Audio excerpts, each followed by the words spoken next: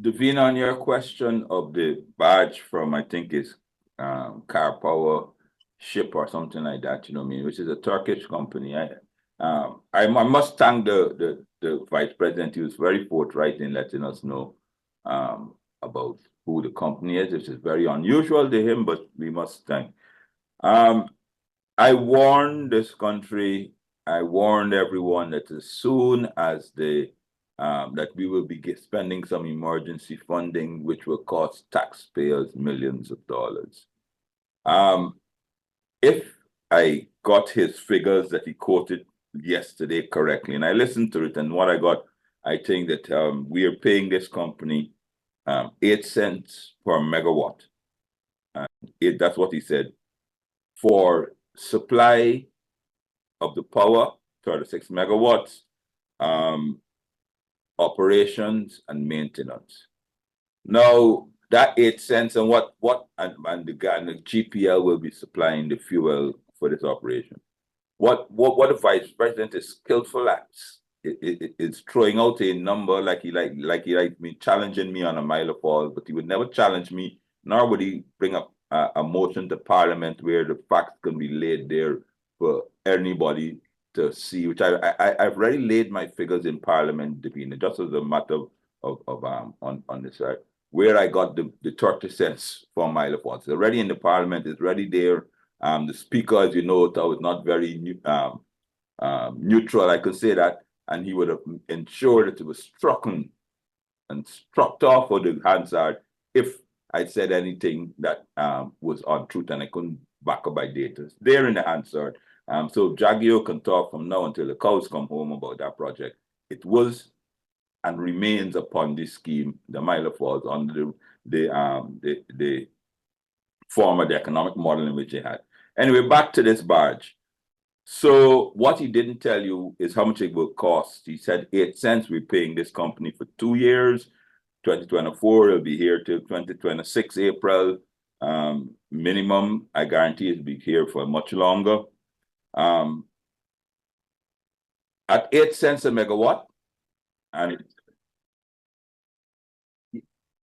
yes, a megawatt. I thought it was well. Let me give you the two scenarios. I assume it is 8 US cents per megawatt for the contract that the company is, and Davina, you can correct me because you were there. I heard you were there at the press conference, but I re-listened to it.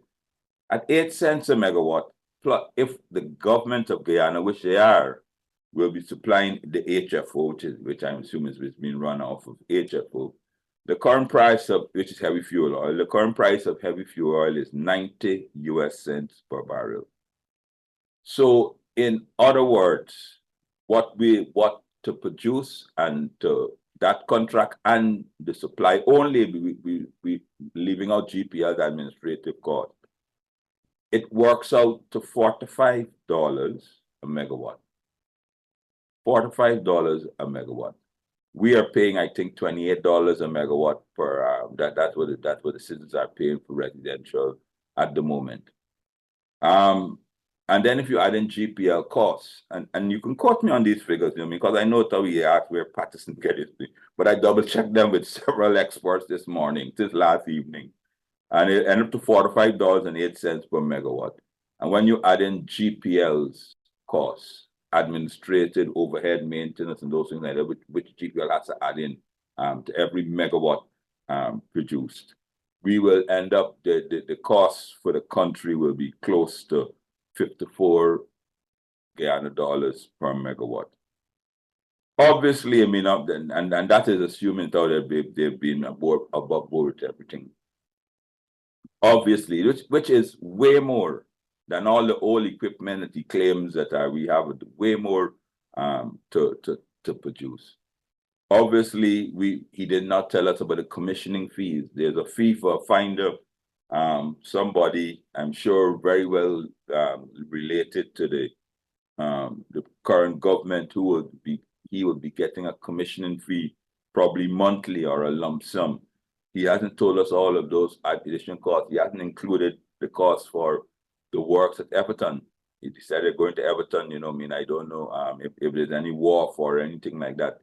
So because of their poor planning, because of their poor maintenance, we arrived at this position that we have here now. And obviously, as I said, Todd, of course, what they do, they like these emergencies. They like these emergencies so they can just, because everyone is desperate for power.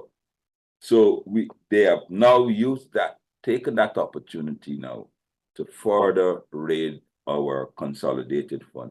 And they will look you straight in the face to say, oh, they're doing it for your benefit. But no, PvP, you're not doing it for your benefit. If you had followed the plan that we had left there, we'd have never been there. You mean and this 36 megawatts, the Vina, they will need more, because the sets that they have under them are breaking down rapidly.